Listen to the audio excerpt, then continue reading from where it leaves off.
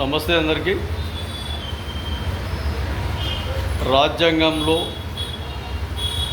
భారత రాజ్యాంగంలో మార్పులు చేర్పులు చేయాలన్న ఆలోచన కేంద్ర ప్రభుత్వం తీసుకున్నప్పుడు మార్పులు చేయాలి అన్న ఆలోచన ఎప్పుడైతే వస్తుందో పూర్తిగా మీ లోపాయికారితనం నుండి ఉద్భవించిన ఆలోచన విధానాలు ఇవన్నీ. 542 మంది దేశంలో ఎంపీ స్థానాలు, రాజ్యసభలో 246 మంది రాజ్యసభ ఎంపీలు. రాజ్యసభ ఎంపీలు ఎన్నుకోబడిన వ్యక్తులు, లోక్సభ ఎంపీలు ప్రజలు ఎన్నుకోబడిన వ్యక్తులు. కానీ ఇద్దరిని కలిపితే దాదాపు 786 మంది మొత్తం.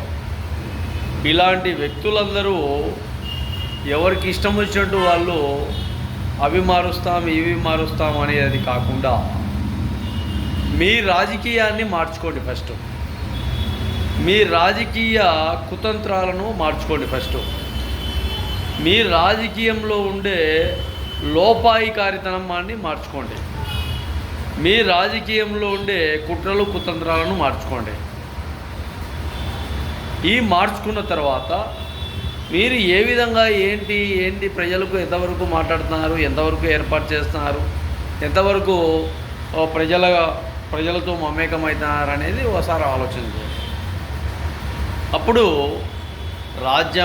రాజ్య భవిష్యత్తు, దేశ భవిష్యత్తు, దేశంలో బతికే ప్రజలకు ఏ విధానంలో సమాధానాలు చెప్పగలరు, జవాబుదారీగా ఉంటారో కేంద్రంలో ఉండే దాదాపు నాయకులు, రకరకాల నాయకులు, రకరకాలుగా పార్టీలు, వీళ్ళందరూ ఆలోచన చేయండి బాగా.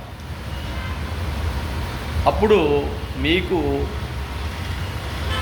ఎంతవరకు మీ దగ్గర మీకు తలలో బుర్ర ఉందో, మీ బుర్రకు పదునుందో లేదో, లేదంటే దేశ భవిష్యత్ ప్రణాళికలు తీసుకుంటారో లేదో ఖచ్చితంగా గుర్తుకొస్తుంది.